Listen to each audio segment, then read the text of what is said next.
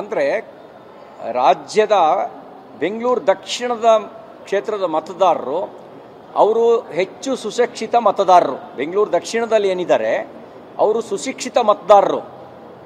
ಅವರು ಹಣಕ್ಕೆ ಹೆಂಡಕ್ಕೆ ಓಟ್ ಹಾಕುವ ಮತದಾರರಲ್ಲ. ಅಲ್ಲಿರುವಂಥ ಸುಶಿಕ್ಷಿತ ಮತದಾರರು ಆರಿಸಿರುವಂಥ ಜನಪ್ರತಿನಿಧಿಯನ್ನು ನೀವು ಅಪಮಾನಿಸೋದು ಅಂದರೆ ಬೆಂಗಳೂರಿನ ಜನರನ್ನು ಅಪಮಾನಿಸೋದು. ಮಾನ್ಯ ಉಪಮುಖ್ಯಮಂತ್ರಿಗಳು ತಾವು ಟೀಕಿಸುವ ಬರದಲ್ಲಿ ಬೆಂಗಳೂರಿನ ಜನರನ್ನು ಅಪಮಾನಿಸಿದಿರಿ. ಜನ ಅವ್ರನ್ನ ಆಯ್ಕೆ ಮಾಡಿರೋದು. ಜನ ಆಯ್ಕೆ ಮಾಡಿರೋರನ್ನ ಟೀಕಿಸೋದ್ರ ಮೂಲಕ ಜನರಿಗೆ ಅಪಮಾನಿಸುವ ಕೆಲಸ ನೀವು ಮಾಡ್ತಾ ಇದ್ದೀರಿ. ಇದು ನಿಮ್ಮ ಸರ್ವಾಧಿಕಾರಿ ಮನಸ್ಥಿತಿಗೆ ಹಿಡಿದಿರ್ತಕ್ಕಂಥ ಕನ್ನಡಿ.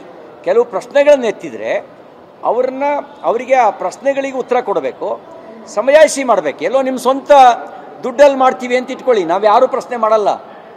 ಜನರ ತೆರಿಗೆ ಹಣದಲ್ಲಿ ಟನಲ್ ರೋಡ್ ಮಾಡಬೇಕಾದ್ರೆ ಅದರ ಲಾಭ ಎಷ್ಟು, ನಷ್ಟ ಎಷ್ಟು ಚರ್ಚೆ ಆಗಬೇಕಾ ಬೇಡವಾ?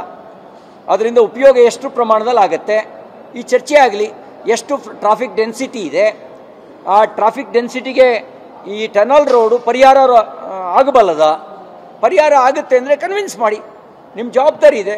You have to convince us. ನಿಮ್ಮ ಜವಾಬ್ದಾರಿ ಕನ್ವಿನ್ಸ್ ಮಾಡಿ ನೀವು.